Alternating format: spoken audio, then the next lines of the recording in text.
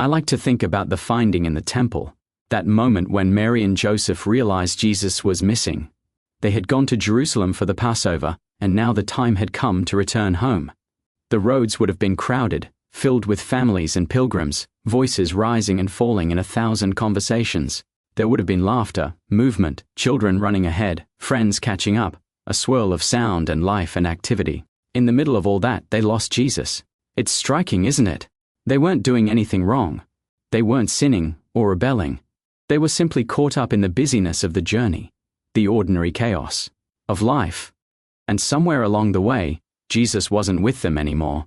That image speaks volumes about our own lives. So often, we don't reject Jesus, we just lose track of him.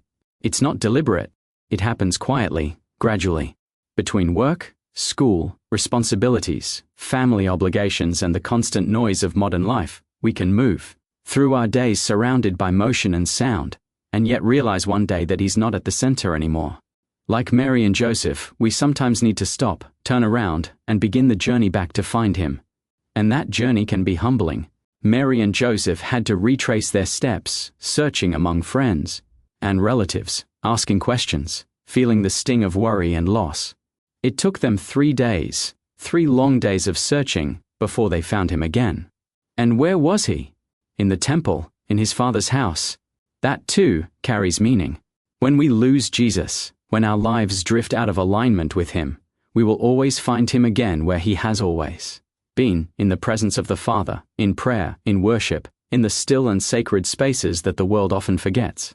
Every believer must make that journey again and again throughout life. Losing sight of Jesus doesn't always mean we've lost faith. It can mean we've become distracted, overwhelmed, too focused on the noise around us.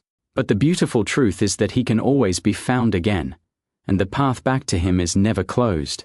So maybe the story of the finding in the temple isn't just about a moment in Mary and Joseph's life.